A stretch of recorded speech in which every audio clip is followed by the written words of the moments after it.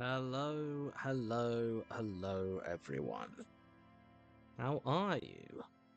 Standard start of stream checks. Uh, Jester, if you can let me know that you can see and hear me in the old Discord, that would be much appreciated.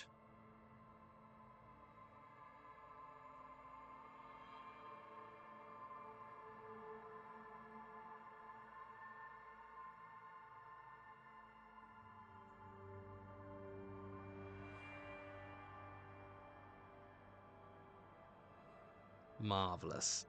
Hello, everyone, and welcome back to Disco Elysium. Um, as usual, reminder to check the content warnings. We are, I believe, past the heaviest of the heavy stuff, at least for now. But it's still worth bearing in mind because it's a game that deals with some real shit. We had just sent Kim off to put the body in processing, and we've almost cracked the whole situation with. We've discovered about Ruby, but there are one or two loose ends we need to close up. But we're probably not going to do it right now because it's very late. It's very late at night. We've had a few Kofis. Dalinatelli bought a coffee, thank you. Kofi supporter bought a coffee, thank you. Kofi from Red Dead Zombie. I'm not going to read the last section because it's a little bit spoilery, but I will. Hi, Johnny. Missing my disco this Friday because I'm visiting my new nephew. I absolutely adored episode 27 of Protocol. Reminds me of the first time listening to Archives. Oh, that's really lovely to hear. Thank you. And a Kofi from Kelly. Hello, just finished Family Business and really enjoyed it. My favourite parts were the scenes recreating people's memories. Also enjoying and catching up on the Disco Elysium streams. Hope you all had a nice week. Yeah, I had a week. It's been fine. Just I don't know, been a bit of a weird one.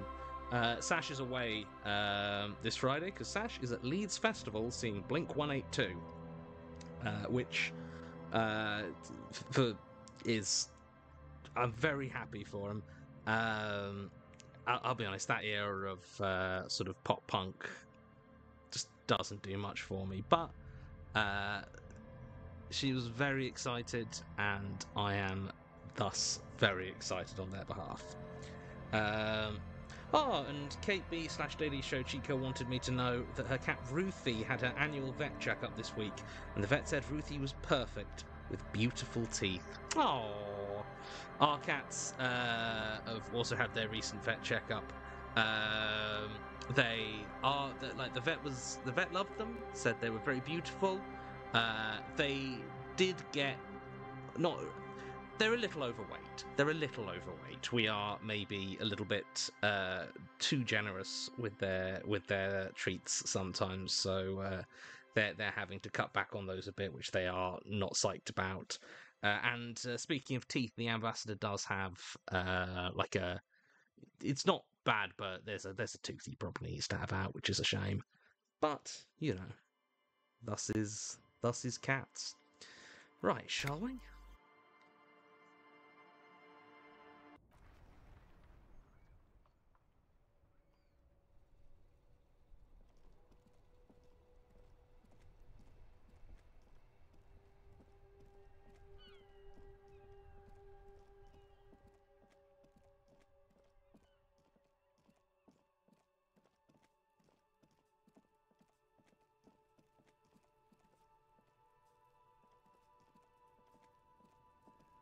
Fuck does Kuno care? I took care of the drug situation. Alright, so you got Kuno's kilo. Here is how we do it. First, you give Kuno Kuno's kilo, then Kuno gives you half back. That's how we split it. It's the best way. Street way. Aren't you going to ask how I got past your dad? Word on the street is, you sent your little friend in dressed as a hooker, distracted him. That's some sick shit. Tell your little slanty-eyed friend, respect from the Kuno. Kuno wants to hear all about it, but first we split the kilo, then we shoot the shit. By kilo, you mean gram, right? Kuno knows what Kuno means. Kuno means gram. You know what? He's clearly got other sources, and it's a tiny amount. And I think it's important that he trusts me. All right. Fair is fair. Wow, that's heavy. There you go. More than half in there. Kuno's fucking honourable like that. Now tell me, how the fuck are you still alive, pig? I looked around in there. It's not the easy life you got going on in that apartment. The fuck do you know about Kuno's life? Kuno's got plans. Get the fuck out of here. Yeah, we got plans. Kuno, I met your dad. Yeah, you do some Sambo shit, sneak in. Was the Beano-clad hooker thing real? Kuno, your dad is a half-dead alcoholic. He was sleeping under some clothes. What? His posture changes. The swaying rooster motion stops for a second. Then he gets it going again, reorienting himself. Fuck right. Kuno's dad was sleeping like a bum. Kuno told ya.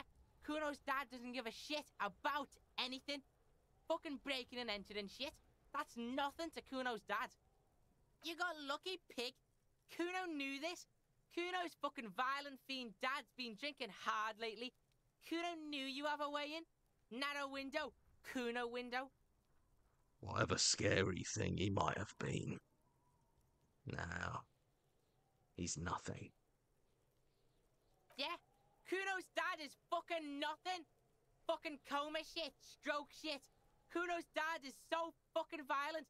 He's had a stroke many times. Shit. Kuno's gonna have one too. Gonna be just like Kuno's dad. Speed shit, crime shit, fucking on the bed. Kuno's gonna go out like Kuno's dad. Revachol West style. Stop saying all this sad shit, Kuno. There's a touch of grief in there. Fuck you talking, sad? Kuno's got hard shit, death shit, nothing shit. You don't have to turn into that. Get your fucking nun ass out of here before Kuno fucks it dead. You think 'cause you brought Kuno 1 gram of speed, you're friends now? Turn into... Kuno ain't turning into shit. Kuno is that shit. Kuno won! Oh, you won, Kuno! He did not win. There is a crack in there now, and it's spreading across the face of his certainty. There were tons of unpaid utility bills there. Fuck right there were. Fucking 3 years or some shit. Let me guess. Kuno's dad doesn't give a shit about them. Yeah, that's right. Kuno's dad doesn't give a shit about that electricity and light shit. Just wants to pound on people and drink. That's no place to live in. You have to find somewhere else. That's right. It's a shithole. Kuno's gonna move underground. Leroy shit. Ancient shit. Kuno's gonna live in a fucking catacomb. Yeah, in a tomb, Kuno. Okay, let's conclude this business. Yeah, pig. This shit is done. Now get the fuck out of Kuno's face. Kuno needs to drop the bomb. Okay, I'm off. Kuno doesn't fucking care.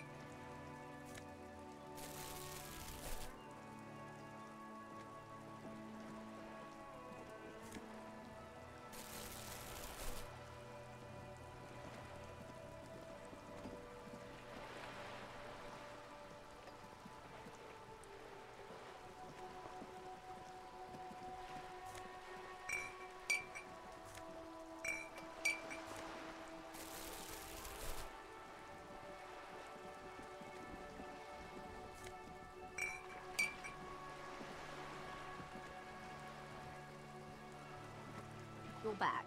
Good. What can I help you with? Not an umbrella, I hope. I don't need one myself, you see. Could use a coat like that. The rain is freezing. Sadly, I need this one myself. It's hydrophobic, repels water, almost magically. The company makes them for offshore platform personnel. Very sturdy. What I can do for you is answer some questions. Nothing like talking to pass a rainy day. Thank you. That's all for now.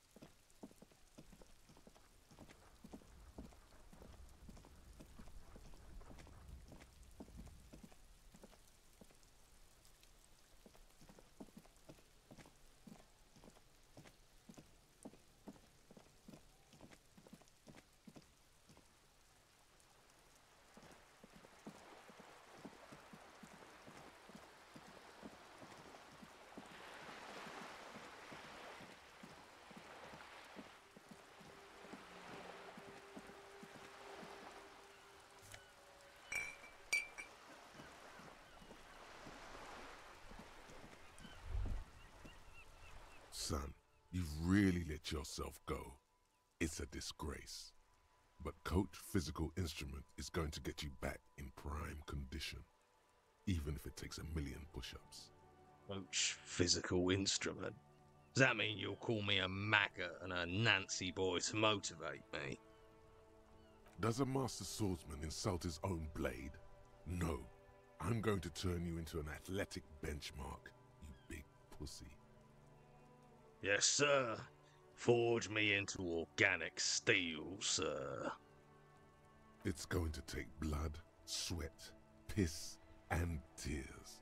But when I'm done with you, boy, you will be a master athlete. Wait, why piss? When a man sets his mind and body on something and gives his 110%, he is sometimes going to piss himself. It just happens. No shame in that. Let's do this, Coach. I'm with you. Behold, world. Here walks a sportsman, hands choked and hair kept back with a bandana. The Homo Athleticus.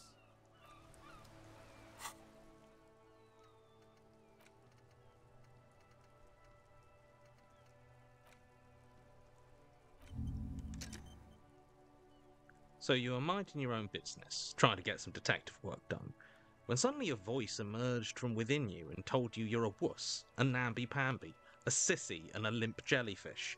This voice has zero gender sensitivity and even less empathy for underwhelming athletic performance. Try to purposefully piss it off. See if it teaches you something. Pretend you don't know the difference between a double and a single support phase in the discipline of hammer throw. It hates that.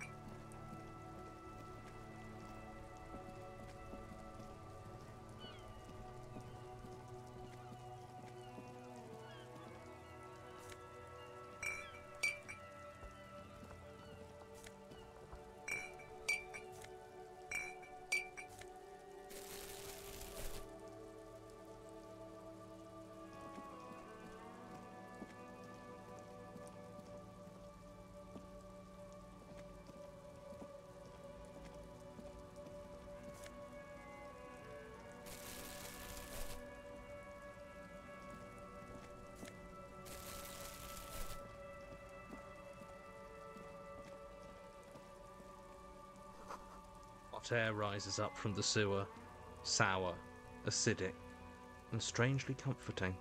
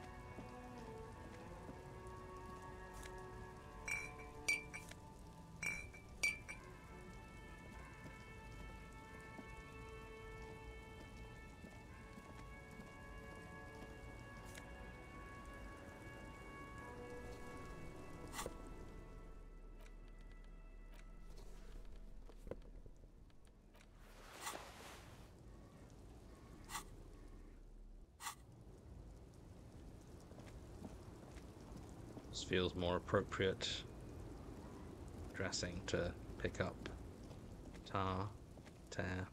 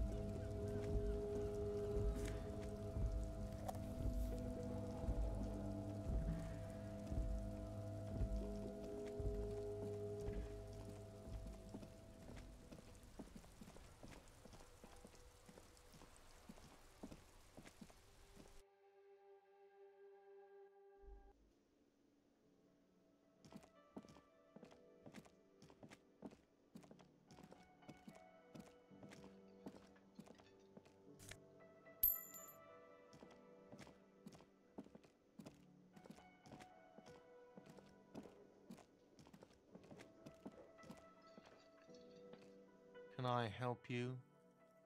About my bill for tonight. Got the 20 real? Yeah, 20 real for the night. Good. You got the room for the night, but remember, you'll need another 20 real tomorrow. Goodbye.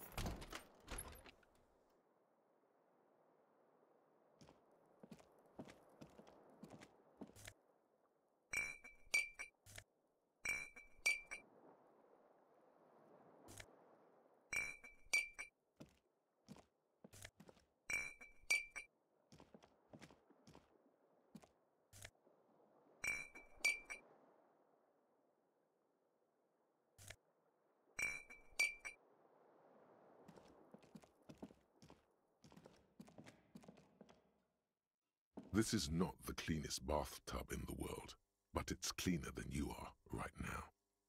Ah, that soap scum smell. It smells like life, at least compared to you. The bathtub slowly fills with water. The water beckons. The water is only lukewarm, but still comforting, like amniotic fluid. A few beer cans are bobbing up and down along your flanks, like sad duckies. You feel nice and lonely, and so tired. the beer cans in. The cans continue to bob, as do your thoughts, aimlessly splashing up against the sides of the tub. Linger. Your fingers grow pale and are covered with tiny whirls as the water cools. Imagine something. You see the corpse. You can still smell the cadaver on you. It's going to take more than one bath to get rid of that stench. Then, houses along a narrow street. A video rental. Darkness on the planet's curvature. The waterline recedes as you stand. You are cold now. Your clothes stick to your still moist skin.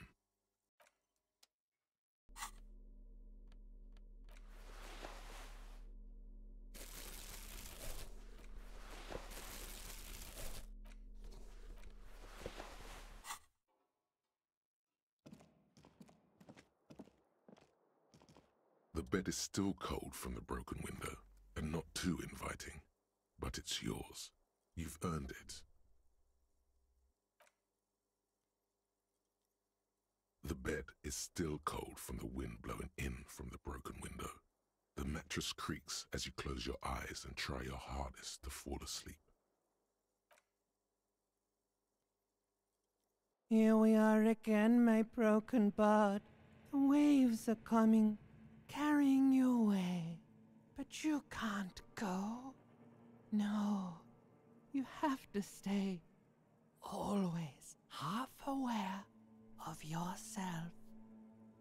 You're not cooperating, brother man. Why? It's your disgusting body. Even through your sleep you feel a vague discomfort suffusing it. Your belly and your sides are unpleasantly tender. You wish you could curl up into a fetal ball of safety. But you cannot, because of the pain. That pain in your right side is your enlarged liver, by the way. As for your kidneys, you've really been compounding the damage lately. Every cell in your body is moaning in agony, asking, what did we ever do to you? I'm sorry, cells. It's all me. It's my fault. Now, you're finally thinking about something other than yourself. Let's see how far that'll get you. I thought I was on the express to the silence. Now you've gone off the rails, baby. Now you're stuck sitting here by the tracks, admiring the wreck around you. You just can't help it, looking at yourself. The sum total of your accomplishments. You're just stuck here, in the half-world. Could try looking at other people, really looking. But why would you want to start doing that? I will. I'm looking at people all the time. I like them. Sure you do. They're all so friendly, aren't they? Some of them are. Some of them are nice. Others are scared. At least they're interesting. Each one has a process just like yours, running in the space between their ears, full of secrets. People are beautiful, statuesque, parodies and tragedies of themselves. A great democracy of creatures. What do you think you're doing right now? Coming to some greater awareness? Look at all these lights, blinking in and out of existence. Thoughts! You're just pretending that you're asleep, even to yourself, while the world goes on without you. Let it. Let it. But it never seems to let you go, does it? Time to rise and wipe that shining sweat off as best you can. Gather your bearings. Rock and roll.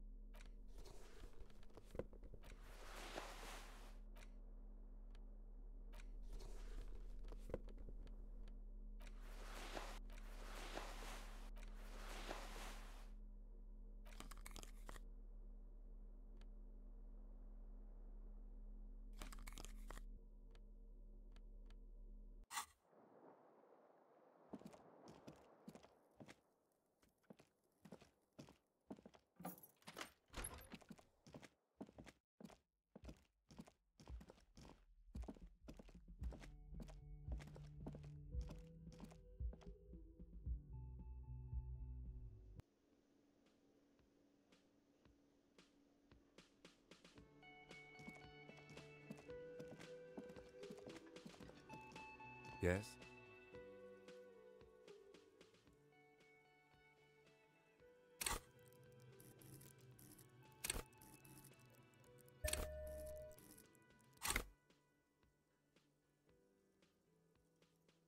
No response. He's having trouble. A moment passes. The lieutenant glances at the sports watch on his wrist. What if you did it? Did what? The hanged man? Yes, you killed him. And then, as part of the plan, you drowned out the memory. Maybe this is why your chest feels so hollow. You did an awful thing. And you can't even bring yourself to acknowledge it. Are you sure you would have the strength to take down a hardened mercenary? You're not in the best shape. Him. I think I may be the murderer.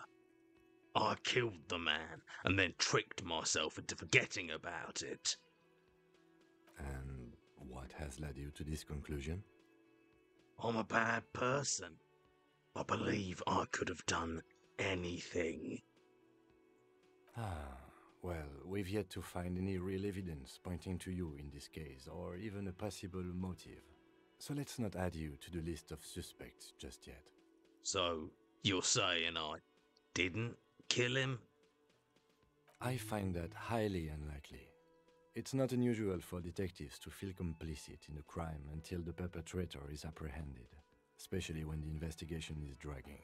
So let's get back to it, shall we?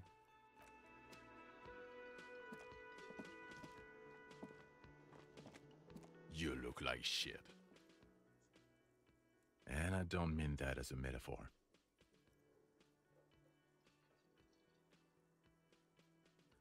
You look like shit, asshole.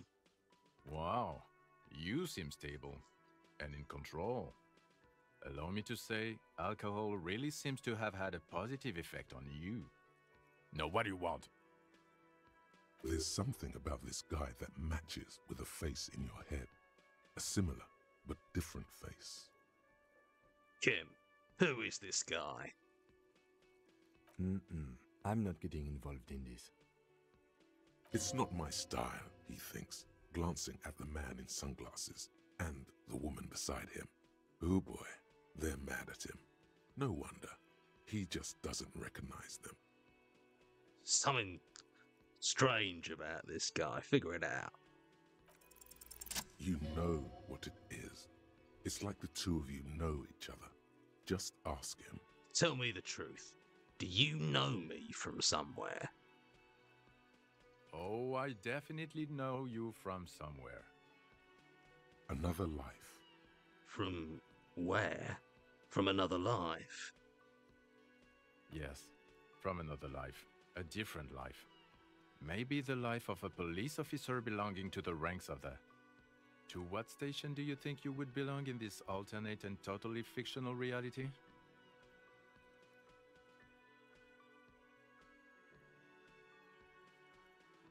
"41st?"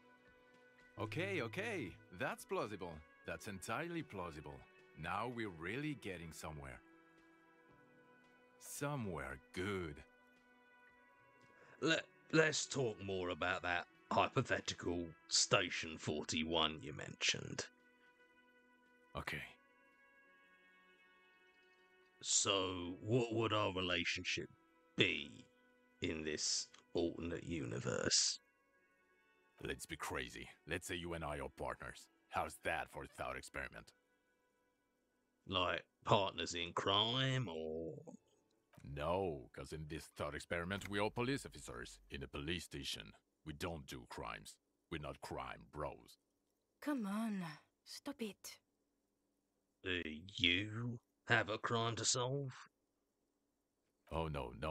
You see, I enjoy watching other better cops solve crimes. And let me tell you, it's been quite a privilege seeing you work. This isn't helping. Who else is in our imaginary police station? You're not going to believe this, but police officers. Yes, sir. Solving crimes, locking up bad guys, and get this, and not getting that drink on at 2 o'clock. Just some regular boring motherfuckers in suits and uniforms. Nothing spectacularly extravagant like you, the far-out son of Lung. Who is the far-out son of Lung? Oh, it's you, you eccentric genius. I mean, with your unorthodox approach to police work, it has to be you. Want to tell me more about him? Or her? Not even a little bit. It's an urban myth about an officer who is so far undercover he can't remember who he is. As I said, just an urban myth. You are not the son of Lang. He's trying to protect you from further rough handling, dished out by this sunglassed man. Okay, yes, you get the joke. Leave it at that. I can't imagine it anymore. Neither can I, partner. Neither can I. It's a mere second, but it feels like you saw something. A gram of compassion in that sadness. Got some questions for you. I'm a cop. About what? You don't look like a cop. You know what you look like? Like Guillaume Le. No! You will not start blabbering about that asshole. He didn't answer your question. Now, will you answer some questions for me? No. Don't you have to? No, he doesn't.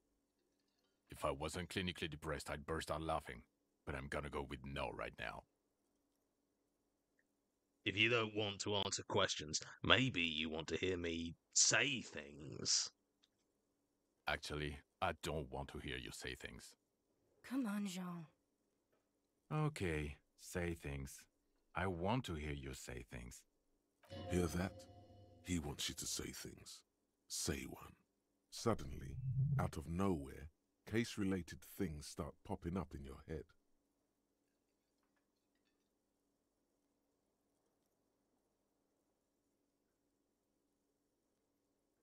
Okay, the person who was shot and hanged, he may have been shot by the person who made it look like he was hanged. A cover-up, while the author of the cover-up is the perp? Makes sense. I know, right, but what's the motive? You don't have a motive? Then the double cover-up seems too neat. Yeah. Hey, why am I telling you these things? I don't know. Why are you? It's like you felt it would be intellectually stimulating and would lead somewhere. A custom even? Strange. Who knows why we do the things we do?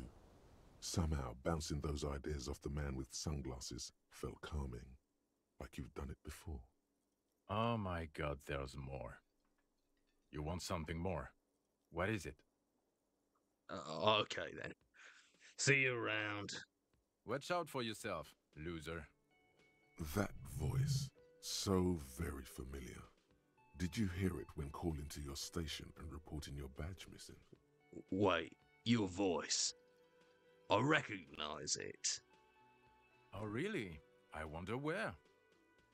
I lost my badge recently. When I called the station to report it missing, you were there.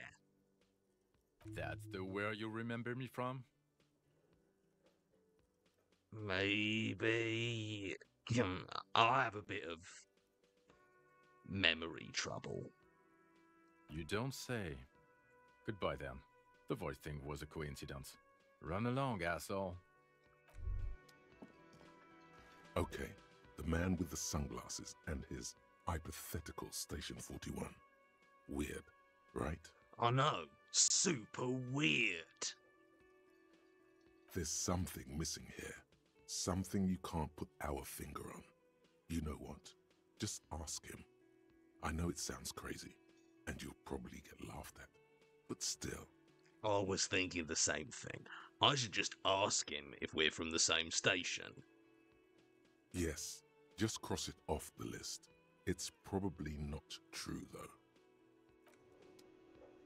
Again? I can't believe this shit. Look, I just have to ask. Are we from the same police station? I'm going to say no. Just to see what you'll say to that. What'd you say? Okay. Okay? Jean, he said okay. Give it a rest. Okay, I was clearly wrong. He is a firefighter, male nurse, animal control agent, something of that kind. Not a cop. Go on with your cop work. Don't let me stop you again. Okay then. See you around.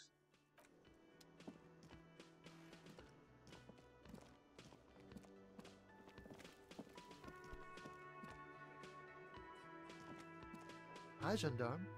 Another rendezvous. Hello. Hello, hello. So what brings you here? I met your Sunday friend. You did? And how did you like him? You're right. He was magical. Magically bureaucratic. I told you he can be very useful. I guess that's the charm of powerful people. Why was he staying at your place in the middle of the night? He has keys. And he likes the view. To the sea, I mean. Who is he? A visitor from the first world. He's not like you and me, gendarme. He can always return. Return where? To his opportunities in Occident, sur la clé. Still, his coming and going brings some life to the village. Or is it just money? I don't know. What are you? You two? Friends, I told you. Sunday friends. Friends who like to get together from time to time. What does it mean? A Sunday friend? That he won't be there when times get tough, I guess. Is that even a friend? It is. On Sundays. I don't want to talk about other people. I want to talk about you. Hmm? What about me, gendarme?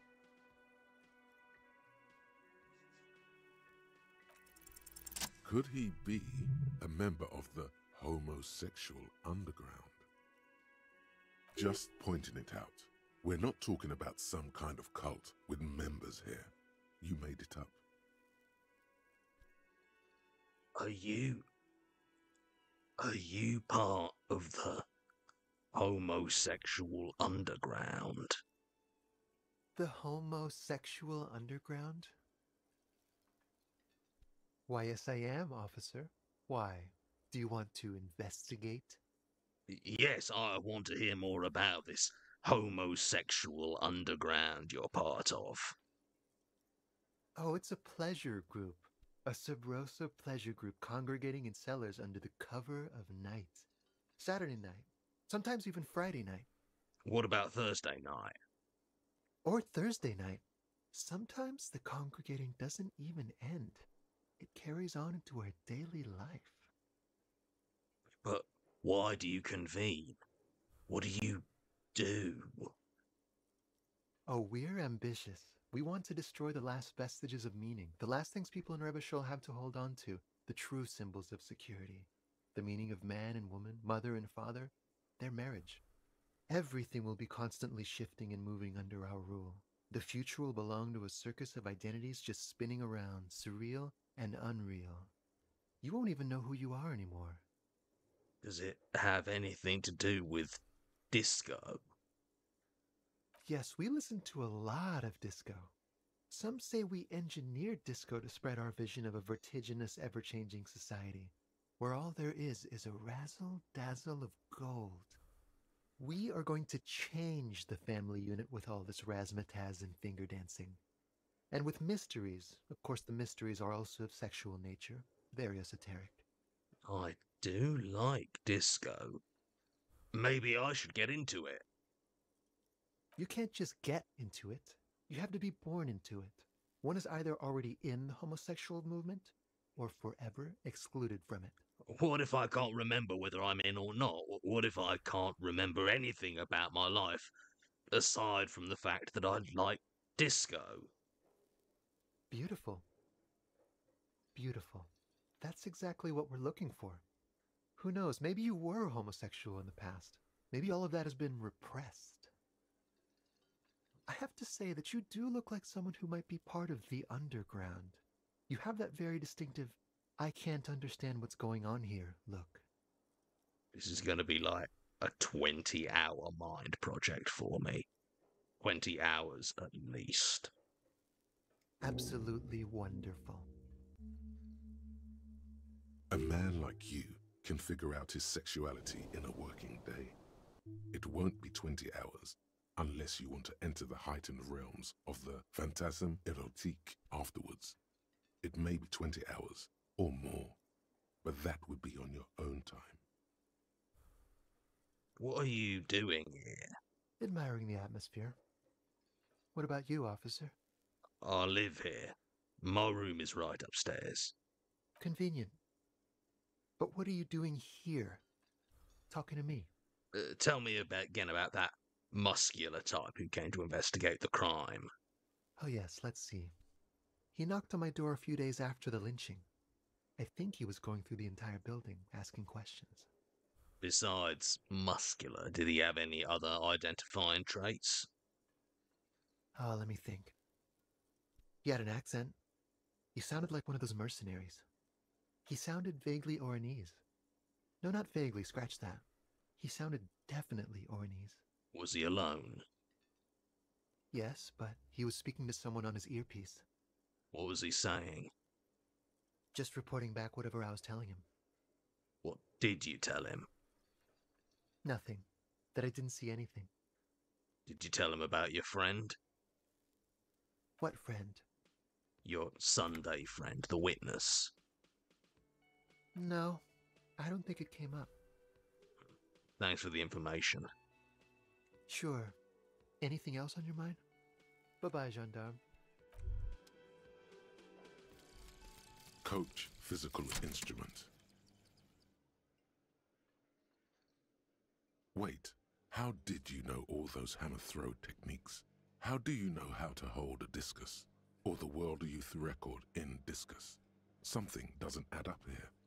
This mushy thing between your ears didn't know the name of the city you're in, but it comes loaded with trivia about the correct chin position of a shot-put ball.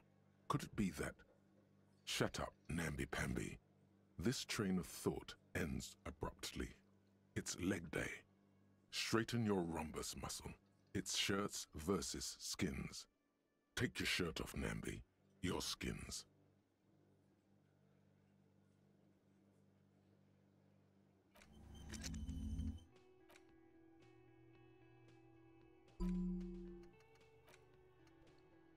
You see mysterious strangers in the night, leaning against unlit doorways, engaged in hushed conversation.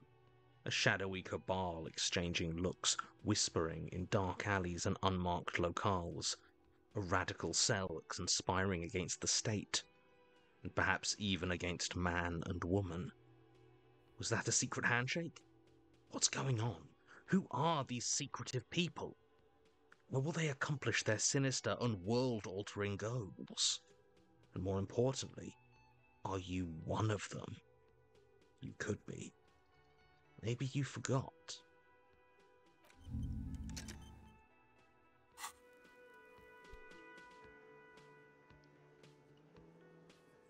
Okay, gonna take a short break to check in on the old... any Kofis and such. Looks like we're good. If you are enjoying my playthrough of Disco Elysium, please do drop a Ko-fi to ko-fi.com/Johnny and Sasha, or cheer, or subscribe, or all those things. Everything we make is... Oh, we do have a couple, sorry. Everything we make is split evenly between us and the mods, because modding is, it's skilled labour and deserves to be compensated appropriately. Hey, Kofi from Nico. Thank you for such a respectful, engaged playthrough. This game means the world to me, and this stream is great.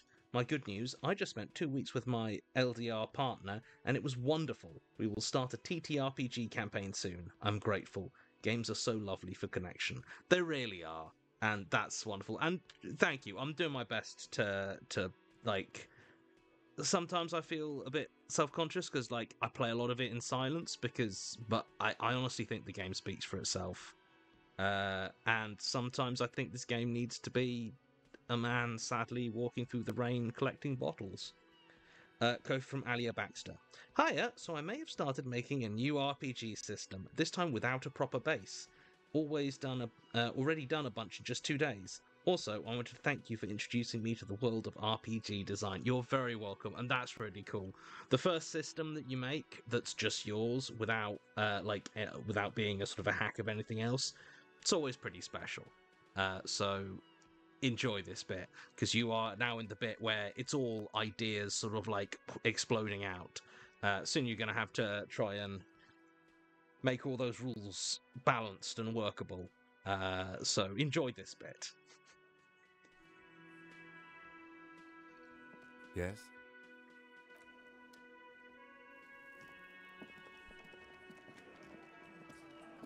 Behind the dockworkers, a ceiling-height window.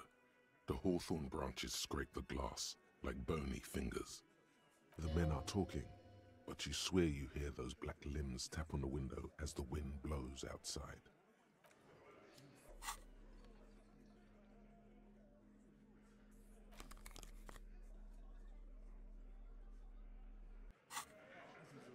Again, you find yourself looking at that big old window. There's a yellow ribbon tied to one of the branches, light yellow, faded with time.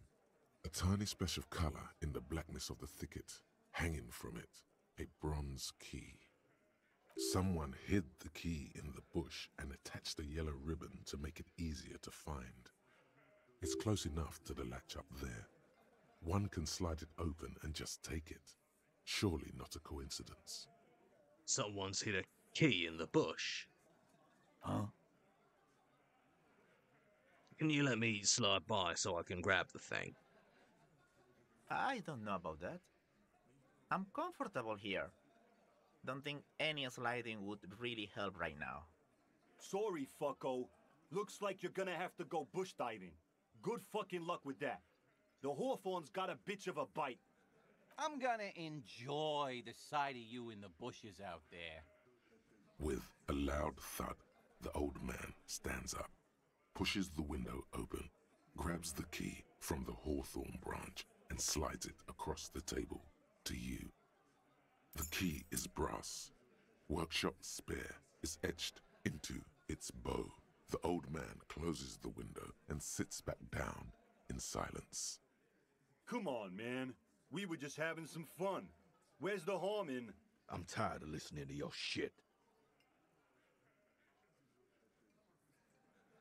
Wonder what doors does it open? It could open the door in the kitchen. The blue door. It says workshop spare.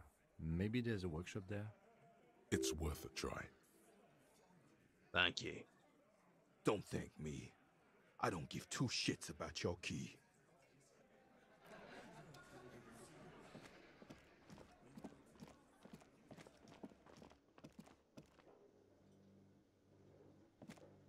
man ponders his cooking utensils and gives you a little nod, acknowledging your presence. Leo said you're friends with Manana. Is that true? The mention of Manana gets his attention. He smiles and delivers a whole slew of unfamiliar words and lively gestures.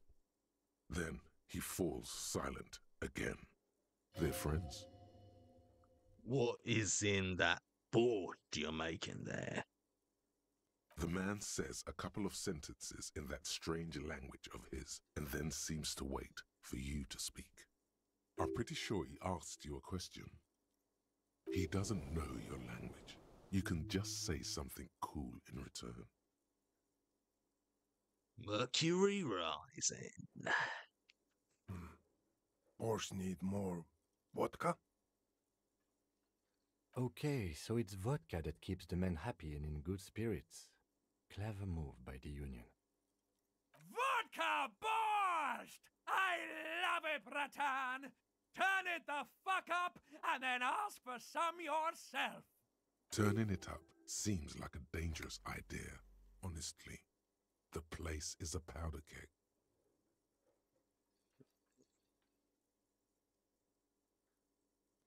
I'll leave the cooking to you. I have business.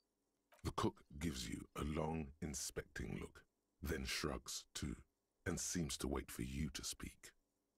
I don't think I need anything else. Stay masculine.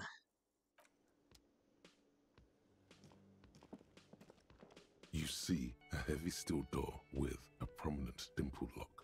The key fits the dimple lock. It takes a bit of effort to turn it after all these years, but then the lock clicks. Dust rises before you like mist. A tomb? Haunted by regal spirits from distant ages. No.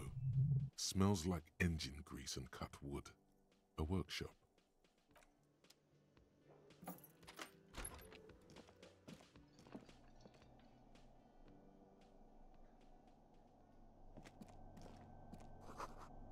This pinball says Franco-Nigerian. The theme is horse and swords. This pinball is white Diora. The back glass shows a female figure in mourning. A note, NB, the spare key is tied to the bush outside the corner room window.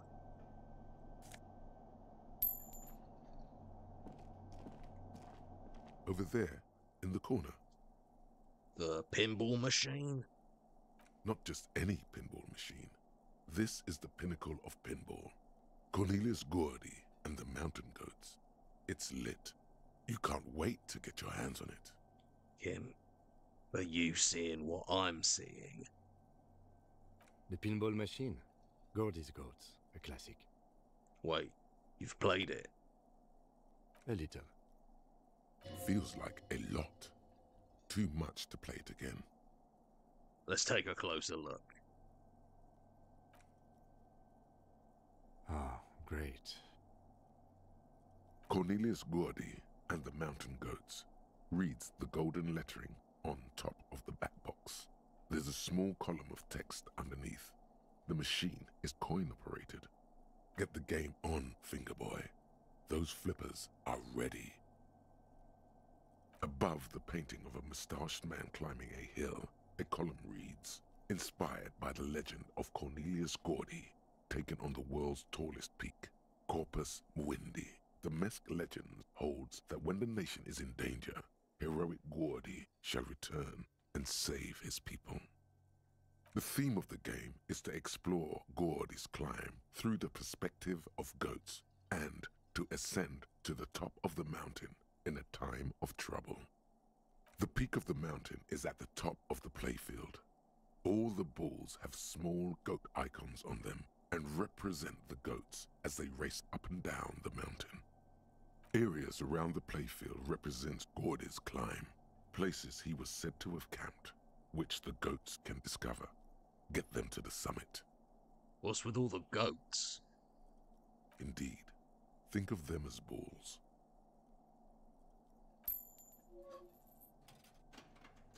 It takes a while to get into a rhythm. But pretty soon you're able to keep 3 goat-faced balls in play with relative ease. Go, go, finger boy. I feel sorry for the goats. If they only knew the kind of guy old Cornelius really was. Wait, what kind of guy was he then? The kind of a guy who uses the word savages a lot when recounting his travels. A masked nationalist. A racist mountaineer? An avid huntsman too. He was often photographed in his dining hall, surrounded by wall-mounted hunting trophies from every continent. That is not cool. He also hit his wife and kids. Other people's kids too. Sometimes pets. Hateful little man. But you seem to be having fun. I'm pretty good at this. Your game is definitely improving. The jolly goats are flying all over the board, and although a few plummet to their deaths, you're never left with less than 3. Suddenly, a special passage leading to the summit slides open at the top of the board. This is where the balls need to go. Maneuvering a goat ball into a position for a perfect hit isn't easy. More fall to their deaths. But finally, the opportunity presents itself. One of them gets through. Tiny hammer shatters something inside the machine. Something glass. The words "Pale Rupture" light up on the speaker panel, and the machine starts filling with a thick, milky fog. Something's happening. Congratulations. This is where the game ends. It's a cheap way of getting more money out of the players. A stupid, nihilistic finale. There's so much fog, you can barely see anything. Some is actually leaking out of the machine, and one by one, your goats start slipping, disappearing into the milky nothingness. Lucky goats, the fog looks soft and inviting. This can be navigated. The balls leave almost imperceptible disruptions in the fog. Use them to calculate where they hit next. You're down to your last goat, going mostly by sound. Eyes are useless at this point, but that goat is something special. 5 times you snatch him back from the jaws of death. It can be done. Just watch. I am. I've seen it before. Played it too. You will eventually make a mistake and then it's all over. How, if you can't even see it? The last goat plummets into the fog with almost suicidal glee. It killed itself to spite you. There goes nothing, finger boy. Yes?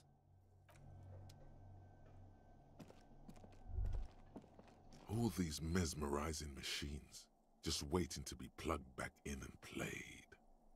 Feels like it might jump back to life any moment, the lights illuminating the white-robed woman. What's White Diora? Some kind of inane pinball theme, probably related to Messina during the DeLorean age. The history themes are the worst. The lieutenant grimaces, looking at the machines. Sounds like you don't enjoy pinball, Kim. No, I love it. I love pinball. Who doesn't love pinball? Let's move on. He doesn't. What about the other one, the Franco-Nigerian ball? Want to play that? No. How about we fire one of these bad boys up and play some ball? You can't fire them up. They are broken. Only that one machine in the main hall works.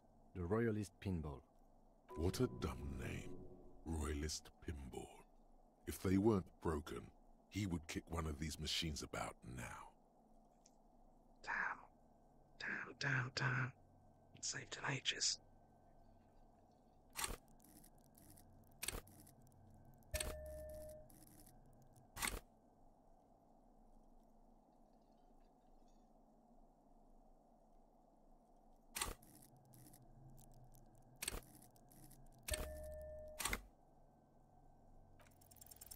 It's strange that he doesn't like pinball. Kim here is a Zeolite. His people are incredibly dexterous, and they all love pinball. Matter of fact. Hey, didn't you guys, like, invent pinball? Us? Guys? Stop. No matter, this is a failure, I'm failing, and I'm going to stop. Okay. I don't like pinball because I had to learn to play it for an undercover job at a pinball ring. And it's a lame, boring, and unchallenging game. There. We can move on now. Super. Tip-top. This went pretty well, all things considered. Let's move on then. This small elevator is dimly lit by a bulb that's been glowing for ages. The latticed cage is open, inviting you to step inside. Smells of nougat and sweat. Your head brushes up against the ceiling. There is a control panel to your right, and just enough room for 2 people to fit in. The maintenance card under the control panel reads, Last maintenance, 10th July, 88. It says the last maintenance was in 88. That it does. I say, let's brave it. This elevator was last maintained in the future. No, it was maintained in 88 of the previous century. So it's not a message from the future. No, I think the bureaucrats just forgot about this backroom elevator after the revolution. I wonder what this elevator was used for. Seems like a small freight elevator for transporting machinery. For that, it's pretty quaint. There are large rectangular buttons, monter, descend, and an international call for emergency assistance. That third one appears to be broken. A small steel plaque reads Halter 800. Halter is a Koningsteiner lift company who went out of business a long, long time ago.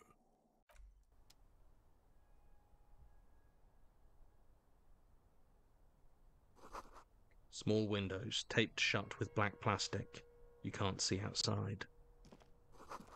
Boxes of tools and replacement parts line the shelves.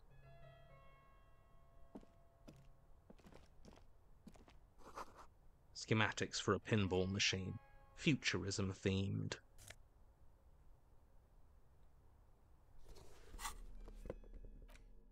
This dusty old coat used to belong to someone called Mr. Knifelocks. The name is stitched into the silk lining. It smells of moths and ancient engine grease, but fits you perfectly. A strange, lonely emotion fills you when you tighten the belt around your waist.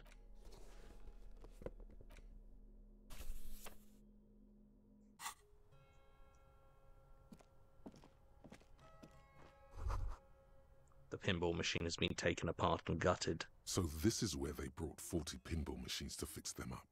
A long time ago. Everything is covered with dust now. The lieutenant looks around the dusty, crowded room, inspecting the tools on the shelf. This used to be a pinball workshop. Looks like it. I'm guessing Martinez North 22 used to be a pinball arcade before it became a hostel? There are machines left over. A creak. Some dust falls off a shelf. Downstairs in the hall, next to the main door. One of them even works. I've seen one of the Hardies bang away at it. Looks like they gave up on fixing the pinball machines at some point. At some point, 20 years ago, 15 maybe, before pinball went out of vogue.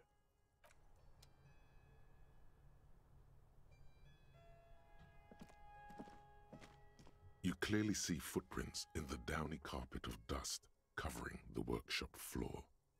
Jackpot. These, unlike everything else here, are new. Someone's been here within the last week or two. 3 weeks maximum, from the dust coverage. It could easily have been 1 week too. You know, officer.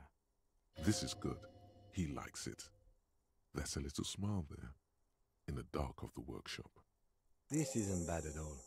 It was a good idea to see where that door leads.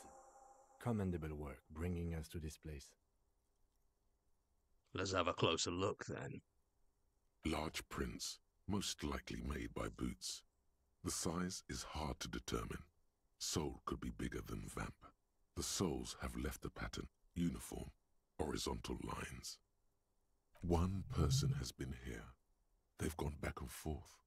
The tips point both ways. The prints look like one person went back and forth. Between that and that. This print doesn't look like the odd sole print we found at the hanging, Kim. The size looks about the same, actually. They're not the same shoe, but they could be the same person. I wouldn't rule out Ruby coming here yet. This isn't an argument against her. People change shoes, you know? But it's not an argument for her either. This doesn't look like the workers' boots from the hanging, does it? No. These little horizontal lines are different. They look custom-made to me. Or some kind of foreign print. Hard to say. Still a boot, though. Everything around you is quiet. The prints crisscross the workshop floor. Okay. What does this mean? It means someone snuck through what seems like a secret route leading to the roof. The roof from where you can shoot our victim. This is significant. These prints, officer, could be the prints of our killer. And if not, at least they're a good argument for this Ruby doing it, to present to Titus.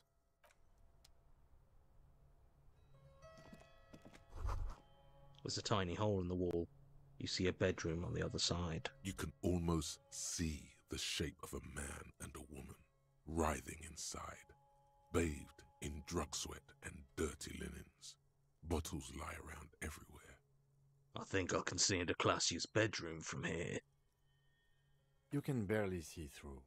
Better not to jump to sensationalist conclusions here. The footprints on the floor, however, definitely suspicious. What were those people doing in there? You lean closer to the peephole instinctively. I bet they're doing something quite unnatural there. Sensationally unnatural.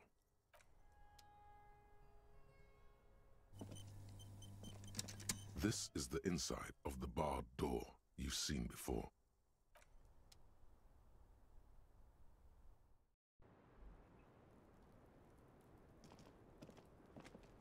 Hello, officer. What brings you up here again? I need to talk to you about your room again. Yeah? That door there.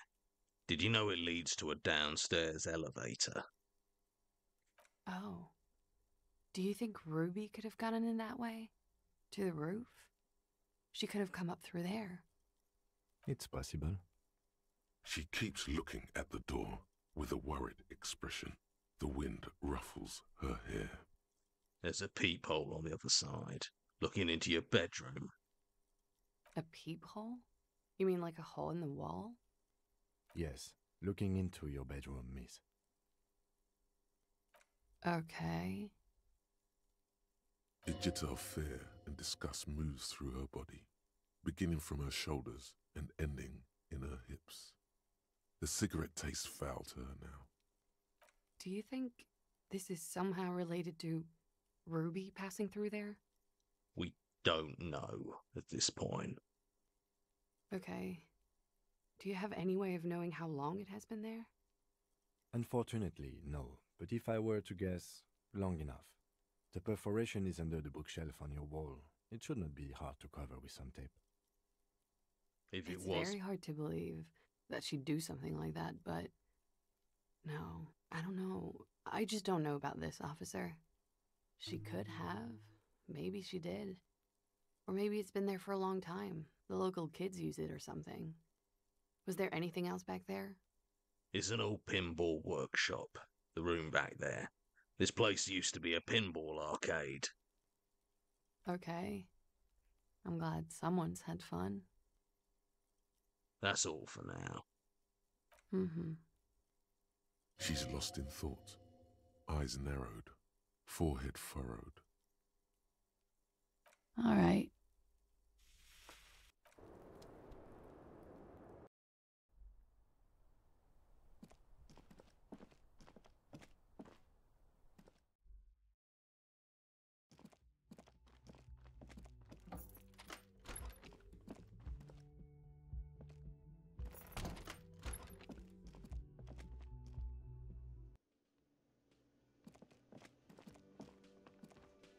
Can I help you?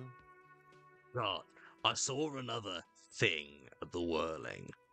Another thing. Great. I love those. Got. What if I told you I got into the back room behind the blue steel door?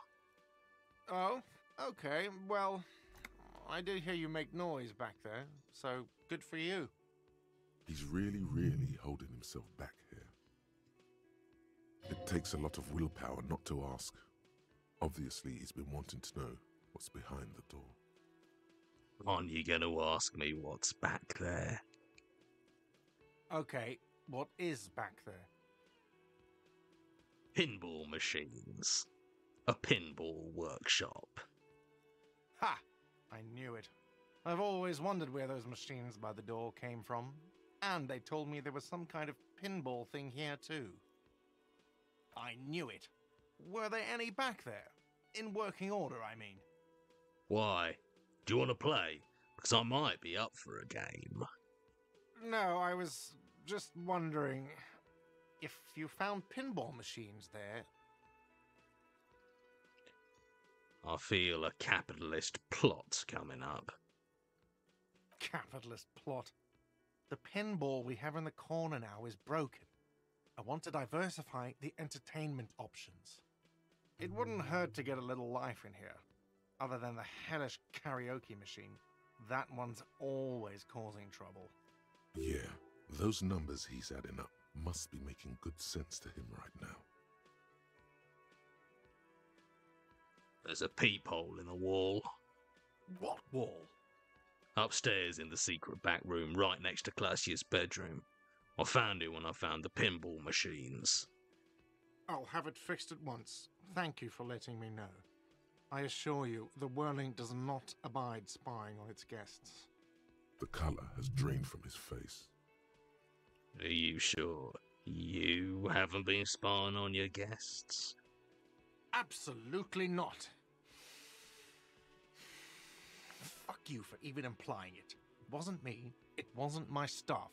The establishment will look at it and ascertain what it was. Sir, he was only asking a question. It's his job and mine. See that it's covered. Yes, I absolutely will. Sorry, it's been a bit of a day. And now a hole in the wall. All right, you've been notified.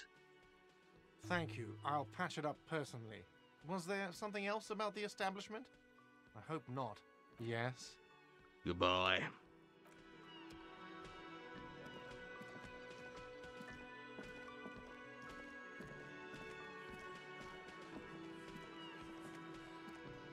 It's you again. What is it?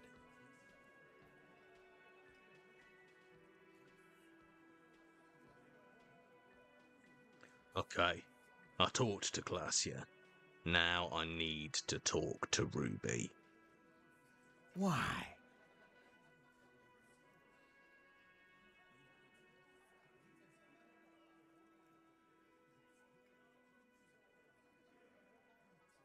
I'm gonna level with you. She's the next link in the chain that leads me to Laylee's killer. Sounds like you're making her a suspect in this. Not on my watch, you're not. Ruby's one of us. We're not gonna throw her under your moral intern steamroller. Fuck that shit. And fuck you too, moral Ruby is missing. If you hide from the police in a murder investigation, you become a suspect. You know how it works, guys. That's nothing. That's just legalese. You don't even have a sound theory. I don't want to be rude, but we're trying to get some R&R here. Think you could fuck off now? I think we'll keep sticking around, Titus.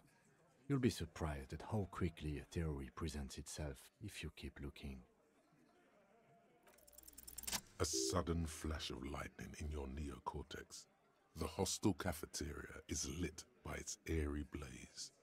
Floor plans, bullet trajectories, webs of human emotion, all channeled into a single thought.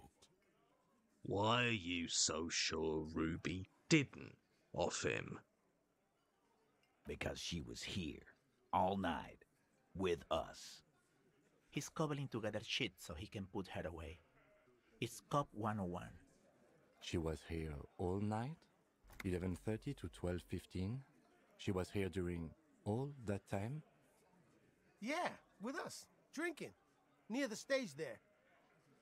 She didn't go out for fresh air, for one smoke. No. In the whole 45-minute window, she was with you all the time. All right. She took a fucking leak, okay? For one moment. Maybe went out too. She has an operation to run from her lorry. We're not getting into what that operation is again, Cop. That's probably for the best. Don't break your stride now. And just 'cause she was gone for 5 minutes doesn't mean she magically got to the roof and shot him.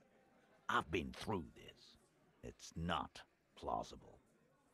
All right, we're in. We got Ruby unaccounted for sometime during the window. This was crucial. Now let's place her on that roof. You got his attention. Now don't ruin it by making weird claims. Remember, you can still mess this up. There is a secret route to the kitchen that leads straight to the roof. How? Through what looks like an abandoned pinball workshop. People say there was a pinball arcade here, sometime before the hostel. What was it called, Theo? East Delta Pinball Arcade. Weird place. Went bankrupt. Weird? How? You're wearing the pinball maker's coat.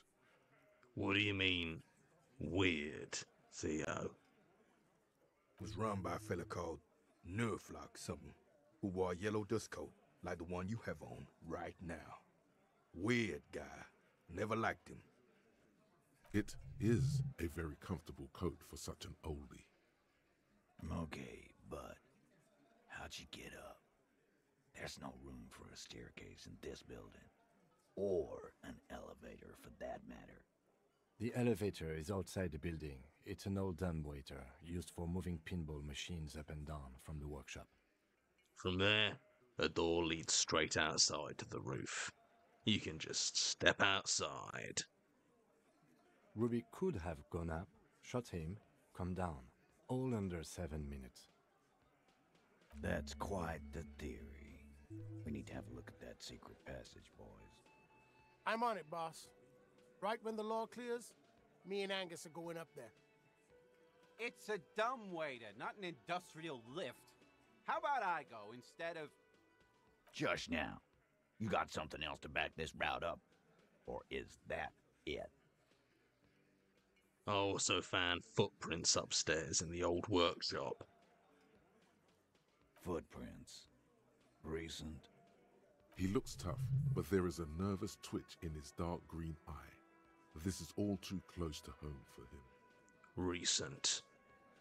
What else could you make out? How recent? They're What about size? they're about a week or two old. That close, huh? How fortunate. I'll take a thorough look at those prints myself before I believe that, Cop. Good news is, I'm still listening.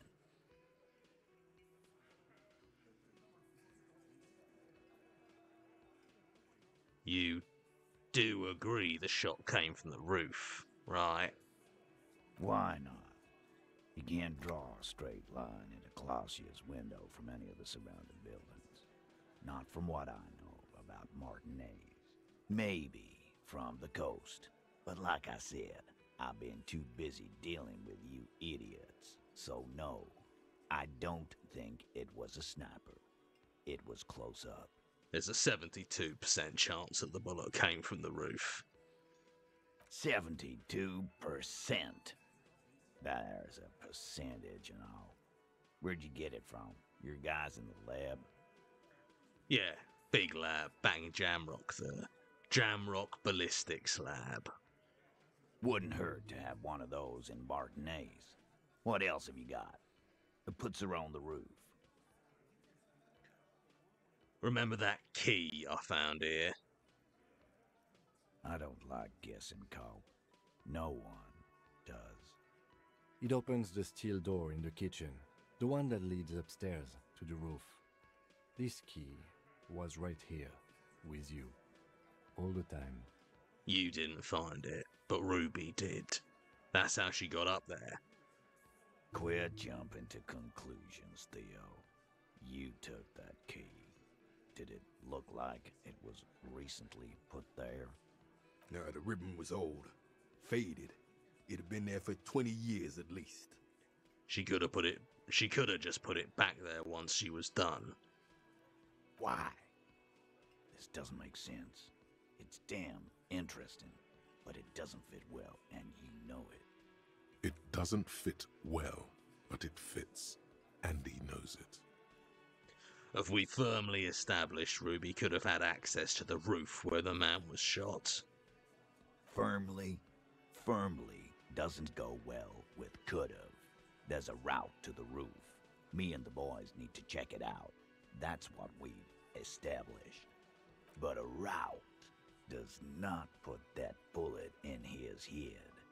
A gun does that, and Ruby doesn't carry one. Phase 2, murder weapon. Get a gun in her hand. If not that, then at least a shadow of a doubt. In the shape of a gun. I've analysed the bullet that killed him. It was jacketed. So it had to come from a breech-loading rifle. Military grade. Not even you militia monkeys have those. This goes against your short-range theory. If the murder weapon was military grade, how did Ruby get it?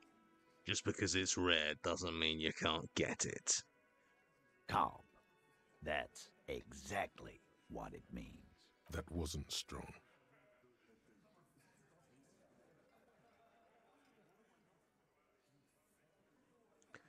I've already established Ruby's running drugs. She could have smuggled guns too. God damn, that's just about your favorite topic, isn't it? Every fucking 5 seconds. You were warned not to bring it up. Your best shot here is to just back out of it. Fine, Titus, I'm not getting into it if it touches on your precious business. Okay, Cobb. She's got connections. I could see how she could have access to a gun. That still doesn't mean she did. That's all you needed. Doubt. I didn't say I'd prove she had a murder weapon. Just that we need to find her. All right, Cobb. Keep talking. I'll tell you when I've had enough. Pete, we're not seriously considering it, are we? Ruby wouldn't do this. Why would she do something like this? Phase 3. Motive. The last component. The big one. Get this and they'll give her to you. Remember, don't piss him off. That never works. When Classia came downstairs, Ruby appeared to know that something was wrong. Nah, man. That's just Ruby. She's got shit under control. That's her whole thing. That's why she's so good. plus, man, it's like female intuition, you know. Women talk to women. Which is sort of why we need someone on the team who they talk to. Yeah, female intuition, that's what it was. You're right, Eugene. Yeah, exactly. Why not, man? Wishful thinking has no place in a police investigation. A more serious consideration that you wish to avoid is that she knew what happened because she did it. Plus, you told me some pretty interesting things about Ruby. Yeah. Like what? Apparently, she had a thing for Glacia. A thing? You mean? Yeah, but they're both girls. Girls like girls too, Angus, sometimes. This is one of those times. She liked Glacia. What Kim said. Fuck you. First he says she's murdered him. Now she's a too? It's a lie. Come on, Glenn. She likes Monica's titties more than you do. Everyone knows which way the wind blows there. I did. I knew it. That's why she didn't fuck me at Fatty's birthday party. She didn't fuck you, 'cause you're 40, and you still live with your mom, Dennis. Glacia said she made advances on her, and she thwarted them. Ruby then threatened her and told her to end her relationship with the deceased. This is some sordid shit. It's also the kind of garbage our Miss Aronier puts out to cover her own ass. She just told us. Ruby made her scared, and she spilled the beans. That Ruby is queer as cabaret, now that I start thinking about it. I don't know why I didn't see it earlier. And that's okay. Some are queerer than others. You can still be a Hardy. But if you bring your own personal shit into our outfit... If that's the case, then it's not right. But it's not the case, right? There are many pieces that fit together that way, Eugene. Face it. It's not why did she kill him, it's why did she organize the cover-up. And I suppose you have a theory about that too, cop. She could have been covering up for herself, Titus. Think about it. Why go through all that effort? It was her idea, wasn't it? The hanging.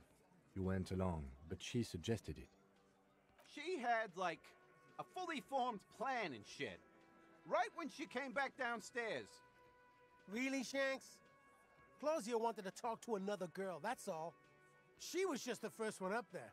I could have come up with that plan if I'd have been first. Time for a logics demonstration. Eugene, let's assume you killed him. He scoffs. Think. You kill him. Get up there. Shoot him.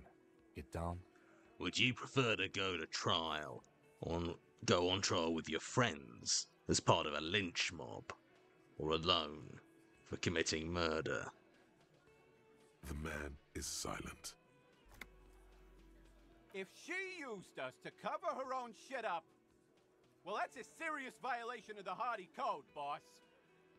Which is why she didn't. This is fucking stupid, Titus. This and the queer thing, all of it. Why aren't more of you defending her? This is fucking stupid, Titus. Glenn, I thought the same thing when she skipped town and left us in this shit. Oh, so he didn't rule her out completely.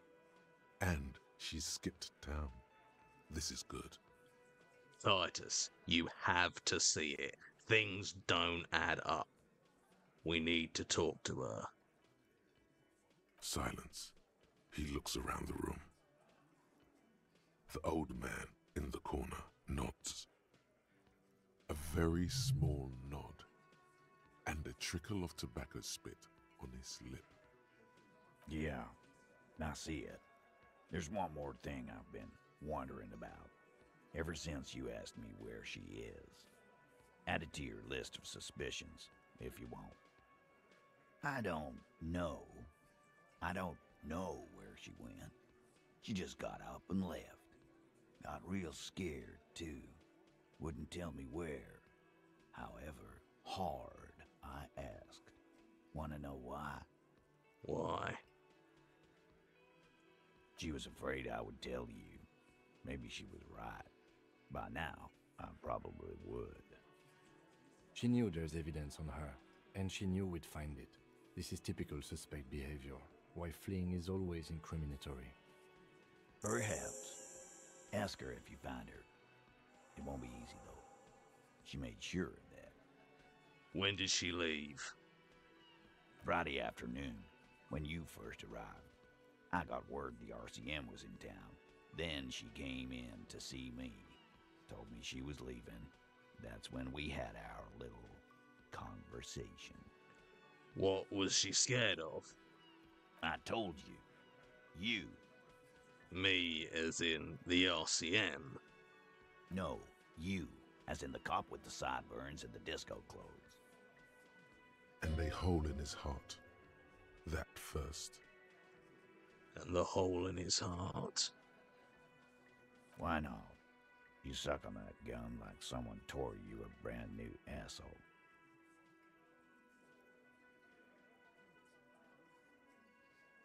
Don't forget the funny tie, too.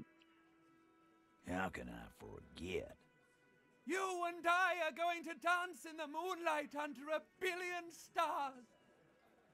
You know, when I first saw you limp in here, I thought she was paranoid or sniffing her own supply. But now I'm not so sure. What else did Ruby tell you about me? She said you have a funny taste in clothes and that you won't stop. Won't stop? Until you have something on her. She said she's heard of you from Jamrock, that you're a human can opener, that you play suspects against each other, open them up like cans. Fucking hell. Titus, did he just... Open Angus up like a can? Yes, he did. Now, we can whine about it, whack him, or we can go on with our lives. I'm having a go on with our lives kind of day, Al. How about you? Silence. He nods. Is that true, Kim? Am I a can opener? You are insistent.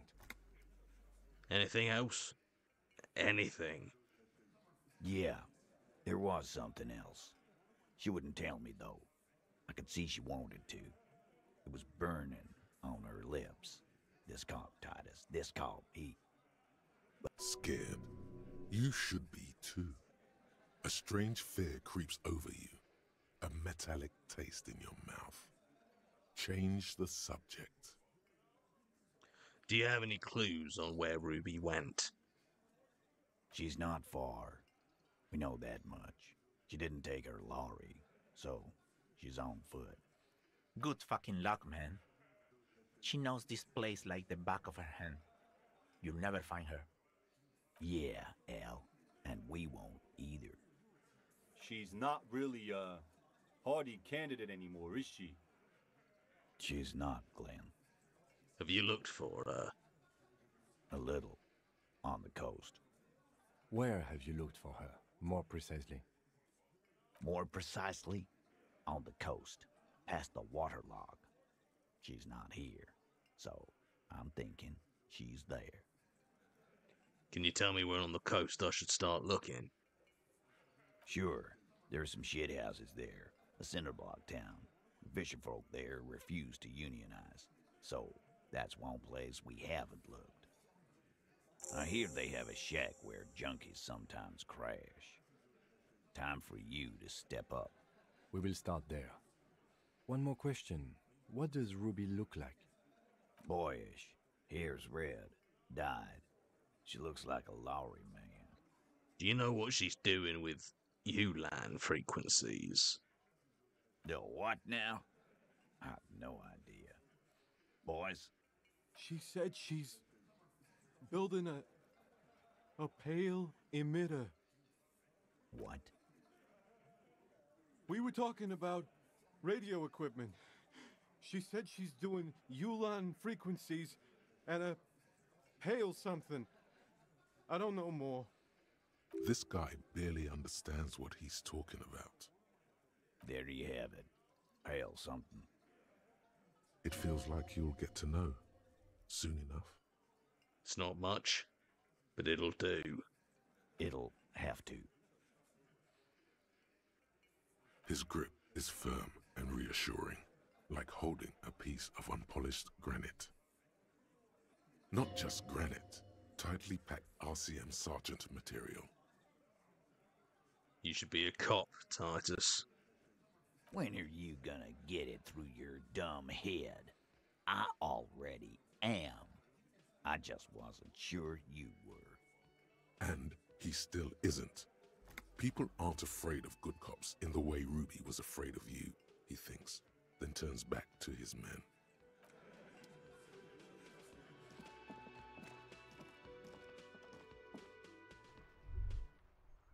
You think you have a pretty hot suspect right now, don't you? That Ruby of yours? Yeah. And? Notice how it came together without casting too much suspicion on Clasia. It was nice and Ruby-centric in the end. What do you mean? Anything struck you a bit off about this mishmash? Well, the bullet didn't have to come from the roof. It could have come from anywhere on the coast. Absolutely. It could have come from anywhere, but you're suddenly so certain it came from the roof behind the window. So far, no one has mentioned hearing the shot. Notice how this hasn't come up at all. Even Hardy and his boys didn't mention it. Neither did you. The bullet was jacketed. These don't just lie around everywhere, do they? Good point. It is rather rare these days, but do continue.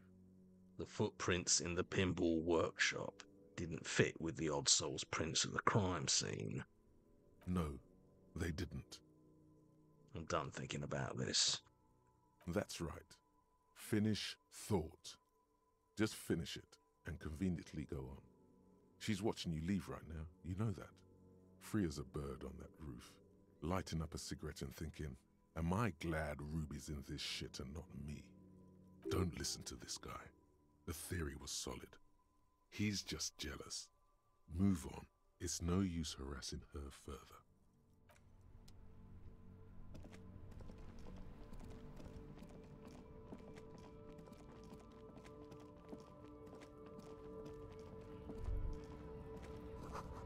Three T's. How idiomatic. Oh no. Oh no. Hello, pal. I don't know if there's space for you, but you know what? Hold on.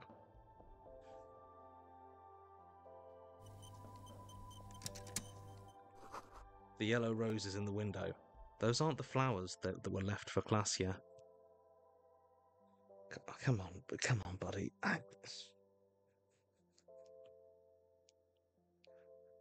You're beautiful, but I am trying to work. I'm trying to do my job.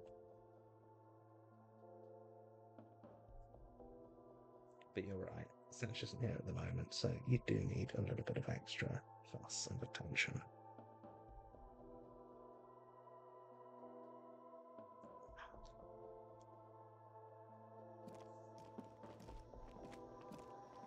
The tear machine stands in the corner. A sign says, 1 bottle equals 10 cents. Your bottles clunk into the machine, and the money appears with a satisfying jingle. You're a richer man now.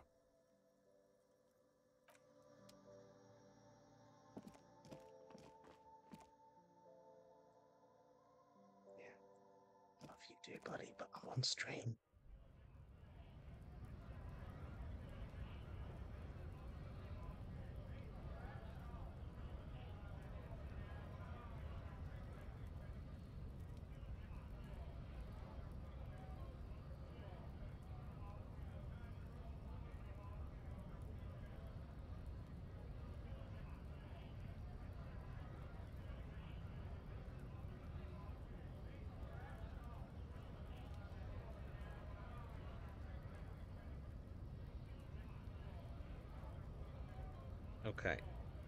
Okay, pal.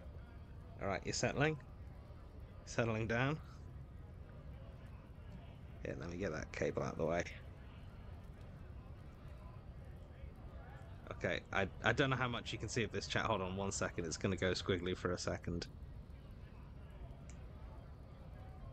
I've got a lad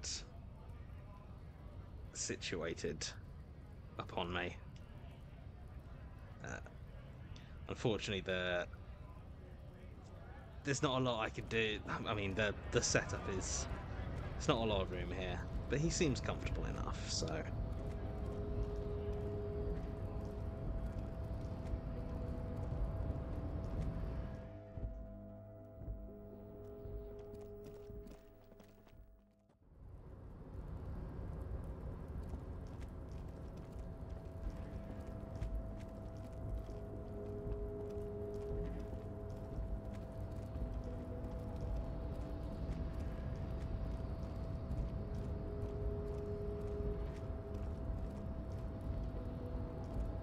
You're back before the cargo container.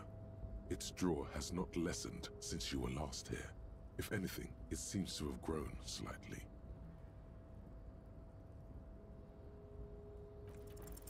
And, as it's always been, it's impossible to open a container with rhetoric. Maybe you're losing your mind.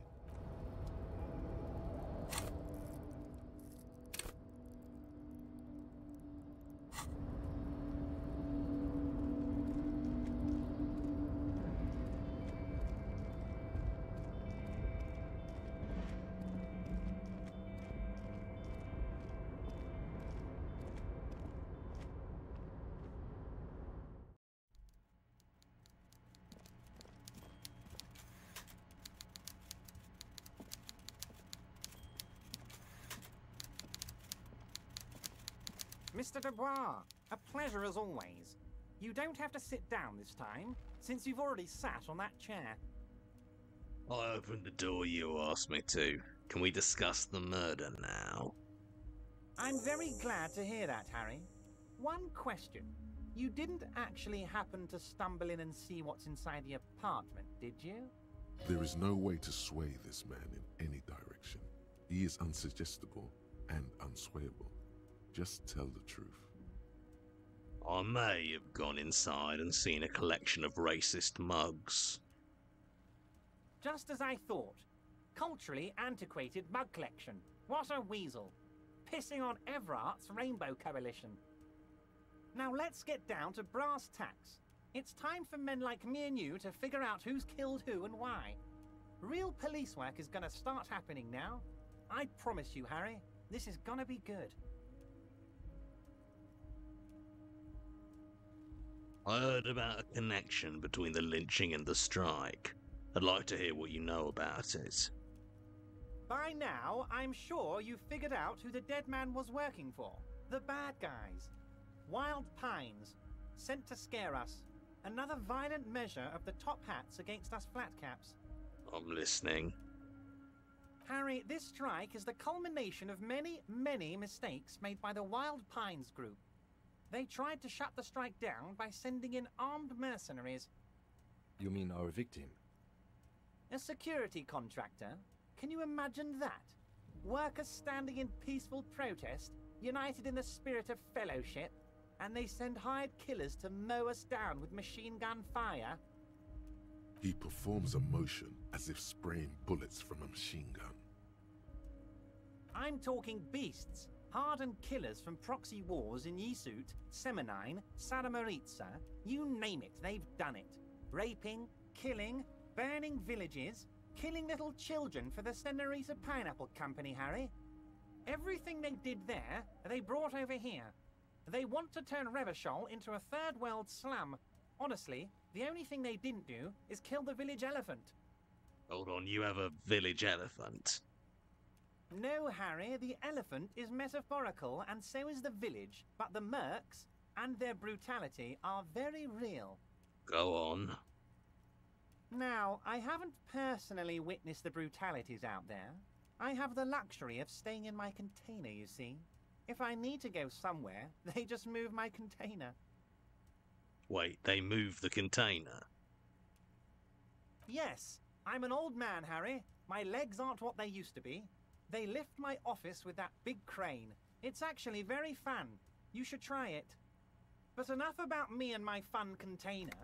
The killers the company hired, I think there were 3 of them, all hardened commando types. One of them got downright suicidal, getting drunk, violent, a little rapey. Even their own negotiator couldn't control him. That's your boy, the one who likes hanging out and trees. By negotiator, you mean Joyce? Harry, what you need to realize is, we dock workers are not pushovers. We got grit, Harry. This whole neighborhood does. Push us hard enough and we push back. And when we do, we push to kill. Wait, the whole neighborhood is in on it. Potentially, Harry, potentially. We got arm wrestling champions, rowing club people, ex-coal miners, tough guys, all ready to spring into action for their home base. Who exactly did the pushing? There's a militant wing inside the Union. A group of people whose duties don't involve manual labor, but peacekeeping in the neighborhood, making sure everything runs smoothly. That sounds a bit like organized crime. They're like you guys. Idealistic people who want to make sure bad things don't happen. And if they already have, well, punishment must follow. Again, that sounds like organized crime. So these idealists killed our victim? One day Titus Hardy, leader of this peacekeeping faction, comes up to me and says, "Boss, socialist democratic fervor drove us to take it upon ourselves to kill this beast that was burdening the land." He probably worded it differently, but that was the idea. Sure sounded to me like they killed him. I gave them 2 weeks paid leave and told them to lay low to avoid retaliation. Aren't you worried we might arrest them for this? Oh, I'm not at all worried about that. These are not the kind of men who get arrested. They're Martinez boys, tough and gritty. I'd like to see the man who takes them in. Besides, I sent my lawyer girl to look after them. Uncertainty belies his boasting. In the end, though, he believes it. Or at least, he wants to believe. So he doesn't want to counter with a narrative that exonerates the Union. But why?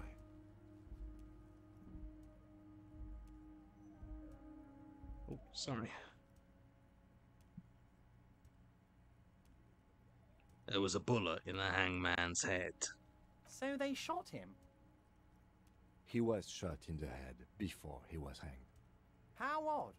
I don't know what to say, Lieutenant. They told me they hanged him. A hanged man is what I saw when I took a look into that yard. What I do know is, the case is in safe hands. If anyone can get to the bottom of this shot and hanged man, it's my 2 little policemen. Godspeed, policeman. Good talk. Let's conclude for now. Was it a good talk? I'm not sure we made much headway here. I was hoping we'd bust the case wide open. Heck, I even wanted to tell you what I really want to achieve with the strike. I don't know what happened, Harry. I wanted you to feel like Mr. Martinez. And of course, I also wanted you to find your gun. But it's like I can't completely trust you. Yet. Yet. Yes, Harry. It's like I can't fully trust you if you're not a man of the left. I want to, but I just can't. A man of the left. So you have to be a social democrat. He's been hurt too much in the past by men who aren't social democrats. What's that supposed to mean? I'm more left than you are. You're saying it, but I don't believe you. You know how it is, company snitches, agent provocateurs everywhere. I'm barricaded in this fortress of mine, and I need to get a message out. Will you help me? And what would this entail? Once again, I require nothing unethical or illegal of you. You just need to get 2 little signatures on this piece of paper, and then mail it to my accountant in La Delta. What do you think of this? It depends. I don't think what we just got from Mr. Clare was very useful. But he thinks it's your call. As I said, it weighs on me heavily. But once we get really talking, well, I'm gonna hand you the keys to Martinez, and maybe even help you figure out who's behind this killing. He's saying as little as possible, as vaguely as he can, deliberately omitting things. What are the signatures for? I'm glad you asked, Harry. The Union is going to build a modern youth centre in Martinez. It will be righteous. We're gonna get those teenagers off drugs and on roller skates. There's a nameless little street on the coast with some old houses around it. Most people have already signed. I just need 2 more signatures to get this mission off the ground, Harry. What will happen to the current occupants? They are just gonna have to deal with the construction noise for 6 months, and then they'll be living like kings. Right next to a fancy new youth centre designed by the best architects from Stella Marie. Is he absolutely sure the tenants won't be thrown out in the street? Are you 100% sure no one's going to end up homeless? Am I? Harry, these people, Martinez is the most important thing in my life. I would never let anything bad happen to them. We're gonna build a youth centre there. The value of their properties goes up and kids have a place to play in. I'm looking out for these people, not pulling the rug from under them, Harry. I'm looking out for all of Martinez, not just the harbour. He means it. Where is this place exactly? On the coast, Harry, across the canal. There's a cul-de-sac there, a little village they're calling it. A gloomy place. You'll find it. I trust your detective skills, Harry. Fine. If I happen to be there, I can ask him. You bring joy to my heart, Harry. Such a pleasure to be working with you. Here. You need to get signatures from Isabel Sadie and Lillian Carter. The cul-de-sac is right past the pawn shop and across the canal. I heard there was some trouble with the water lock, but it should be fixed now. Once you have the signatures, mail this to 13022 La Rocca in La Delta. Then I'll know you're a solid socialist. Few more things regarding Joyce. Great! You want to bounce something off your old friend Mr. Clare, right? Well, let's hear it, Harry. I told Joyce that I met you. It's perfectly okay. Even if you've told her everything we've talked about, it's absolutely fine. He seems happy about the prospect of you telling Joyce about your conversations. It sounds like you want me to tell her about our conversations. No, Harry. I'm perfectly neutral and 100% for transparency. I know people say a lot of bad things about the Debardairs Union, but we are actually squeaky clean. Yes, he really doesn't seem to mind. Sure, he thinks. It's about transparency. Absolutely, Harry. What's on your mind? Everett, I'm gonna leave now, but we might talk again later. See you soon, Debarder. Just kidding, but not too much. Right, and with that, we have come to the end of our time, so I'm just going to check for any last Kofis. Kofi from Jen Martini. Hi Johnny, Sasha, Cats and Mods. Have a Kofi to celebrate surviving a week in Florida at a Mariner convention. Sailors Gone Wild. And because I've been working this job for 2 years and still loving it. Enjoy your weekend, Jen. Thanks, Jen, and congratulations. That sounds like a rough week. Kofi from Tempest Montgomery. Hi Johnny and all. It's funny that there's so many Kofis about RPGs today because I'm actually GMing my first campaign tonight. I'm running a one-shot of Wanderhome for some friends and building the story has been so fun. We're all very excited. Ah, that's really cool. I've not actually played Wanderhome myself. I've read it through and like really enjoyed it. It's a really solid game. But I've never actually had a chance to play it, so I hope you have a really good time. Go from Akuma. It must be a lap cat day, because both my cat and the ambassador just had to watch the stream too, it seems. Speaking of cats, do you have any new silly cat stories? Happy Friday, and hope Sasha enjoys the show. I don't know. This one has started, so we let him out. He's since we moved here, we've been letting him out in the garden. Just like, you know, for 10-15 minutes a day. Only ever when we can watch him and when it's like daylight and that, but he's recently decided that he wants to go out at night as well. So if I'm ever going out in the garden for any reason in the night, I've got to be very careful, because sometimes you'll get back inside, you'll close the door behind you, and then you'll hear a very little meow, a very little tragic meow of an unloved and abandoned cat who's been just awfully locked outside.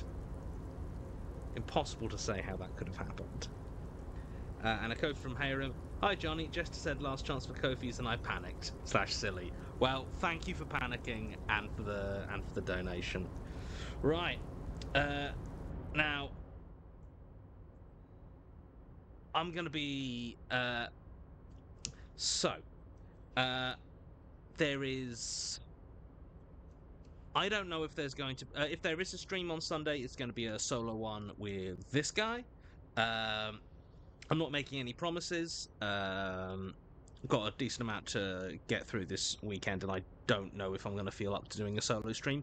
If I am, if I do, there will be one. I might actually try finish painting, continuing painting those miniatures I was doing before, because I do need to get them finished, and that was quite a nice low-key stream. So there might be one on Sunday. As for Jane Austen Book Club on Monday, Sasha was adamant that he wants to do it. He is also returning from Leeds on the Monday, and you know what? Sasha isn't here to get mad. I think it's probably not happening. Think she's going to be too tired, but don't write it off completely. Just keep an eye out, and I mean, basically for book club, I'd say turn up as usual, but I'd expect there to be a message from Drott saying it's been called. But it might happen, but it might not. Anyway, thank you all. Oh goodness, I've had just realised I've had the nested thing going on. Anyway, thank you very much for joining me and this wonderful, beautiful boy. Hey, pal.